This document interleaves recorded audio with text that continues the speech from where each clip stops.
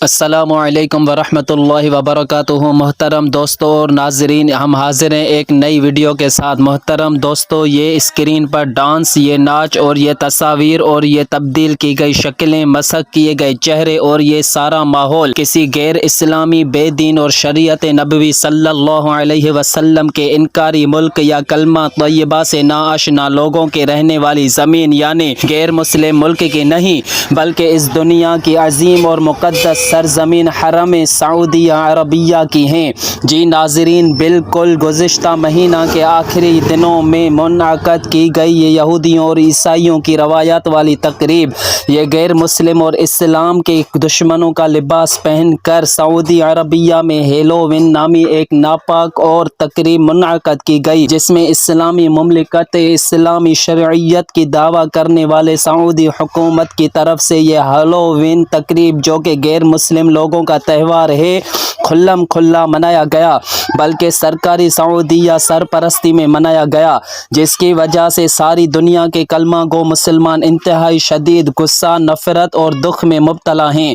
محترم ناظرین اور سبسکرائبرز، ہم واضح کرتے چلے کہ کچھ عرصہ پہلے سعودی عربیہ کے امام حرمین شریفین کو اسی جرم میں قید کیا گیا تھا کہ انہوں نے جمعۃ المبارک کے خطبے میں اسی عوام کو منع کیا تھا کہ اے مسلمان لوگوں، ان غیر اسلامی کاموں، شریعت کے خلاف حرکتوں اور اللہ اس کے رسول کی نافرمانیاں کرنا بند کرو، ورنہ تباہی تمہارا مقدر بنے گی۔ جی محترم سبسکرائبرز اور ناظرین، یہی حق اور سچ بولنے پر سعودی حکومت نے امام کعبہ الشیخ محمد صالح الطالب کو گرفتار کیا تھا، لیکن جب تک اس دنیا میں اللہ اور اس کے پیارے نبی کریم صلی اللہ علیہ وسلم کے سچے امتی ہیں، ہمیشہ وقت کے ظالم حکمرانوں کے سامنے حق اور سچ بولتے رہیں گے۔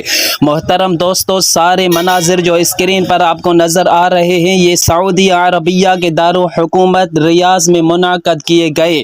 محترم سبسکرائبرز، ہمارا اس ویڈیو کو اپلوڈ کرنے کا مقصد صرف اور صرف اسلام اور دین کی خلاف ورزی کرنے والوں کو روکنا اور اظہار نفرت کرنا ہے، کیونکہ ہم بھی حرمین شریفین سے محبت، پیار اور عقیدت کرنے والے ہیں، اور سرزمین کعبہ کی حرمت پر اپنا تن، من، جان، مال، اولاد اور ہر چیز قربان کرنے پر عظمت حرم پر مر مٹنے کو تیار ہیں انشاءاللہ، اور ایسے حرام اور دین اسلام شرعیت کے خلاف ہر ایک قدم پر اپنا حق کا آواز بلند کرتے رہیں گے۔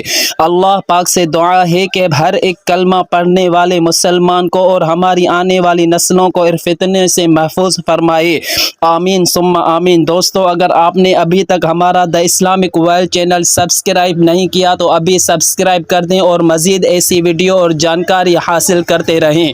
اب تک اتنا ہی، اجازت چاہیے۔ السلام علیکم ورحمۃ اللہ۔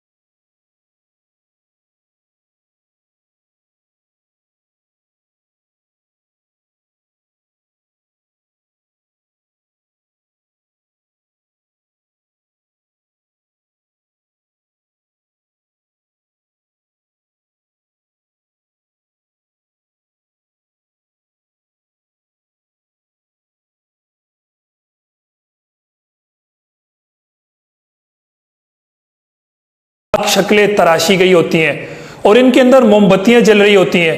کئی گھروں کے باہر ڈراؤنے ڈھانچے کھڑے دکھائی دیتے ہیں اور ان کے قریب سے گزریں تو وہ ایک خوفناک کہکہا لگا کر دل دہلا دیتے ہیں۔ کاروباری مراکز میں بھی یہ مناظر اکتوبر شروع ہوتے ہی نظر آنے لگتے ہیں۔ 31 اکتوبر کو جب تاریکی پھیلنے لگتی ہے اور سائے گہرا ہونا شروع ہو جاتے ہیں تو ڈراؤنے کاسٹیوم میں ملبوس بچوں اور بڑوں کی ٹولیاں گھر گھر جا کر دستک دیتی ہیں اور ٹرک اور ٹریٹ کی صدائیں بلند کرتی ہیں۔ جس کا مطلب یہ ہوتا ہے کہ یا تو ہمیں مٹھائی دو ورنہ ہماری طرف سے کسی چالاکی کے لیے تیار ہو جاؤ۔ گھر کے مکین انہیں ٹافیاں اور میٹھی گولیاں دے کر رخصت کر دیتے ہیں۔ ناظرین، ہالووین کی تاریخ پر نظر دوڑائیں تو تاریخ دانوں کا یہ کہنا ہے کہ ہالووین کا سراغ قبل از مسیح دور میں برطانیہ کے علاقے آئرلینڈ اور شمالی فرانس میں ملتا ہے، جہاں سیلٹک قبائل ہر سال 31 اکتوبر کو یہ تہوار مناتے تھے۔ ان کے رواج کے مطابق نئے سال کا آغاز 1 نومبر سے ہوتا تھا۔ موسمی حالات کے مطابق ان علاقوں میں فصلوں کی کٹائی کے اکتوبر کے آخر میں ختم ہو جاتی تھی اور نومبر سے دسمبر سردیوں اور تاریک راتوں کا آغاز ہو جایا کرتا تھا۔ سردیوں کو ان قبائل نے موت کے ایام سے بھی منسوب کیا کیونکہ اکثر اموات اسی موسم میں ہوا کرتی تھی۔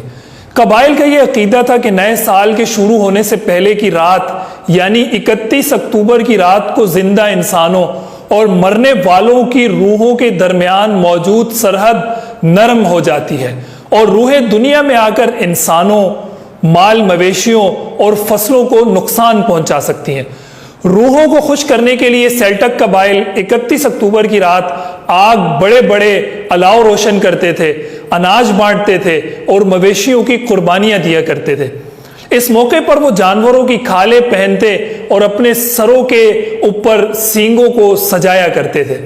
جب 8ویں صدی میں ان علاقوں میں مسیحیت کا غلبہ ہوا تو اس قدیم تہوار کو ختم کرنے کے لیے پوپ بونیفیس چہارم نے 1 نومبر کو تمام برگزیدہ شخصیات کا دن قرار دیا۔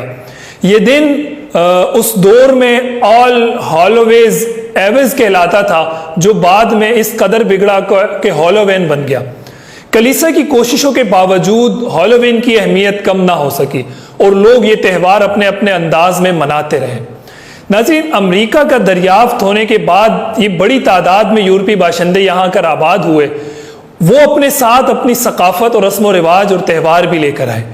کہا جاتا ہے کہ شروع میں ہالووین میری لینڈ اور جنوبی آبادیوں میں یورپی تارکین وطن مقامی طور پر چھوٹے پیمانے پر منایا کرتے تھے۔ 19ویں صدی میں بڑے پیمانے پر یورپ سے لوگ امریکہ آئے، آباد ہوئے، جن میں ایک بڑی تعداد آئرش باشندوں کی بھی تھی۔ ان آئرش باشندوں کی آمد سے اس تہوار کو بڑا فروغ ملا اور شہرت ملی، اور اس میں کئی نئی چیزیں بھی شامل ہوئیں، جن میں ٹرک اور ٹریٹ خاص طور پر قابل ذکر ہے، جو آج اس تہوار کا سب سے اہم حصہ ہے۔ 19ویں صدی کے آخر میں امریکہ میں ہالووین پارٹیاں عام ہونے لگی، جن میں بچے اور بڑے شریک ہوا کرتے تھے۔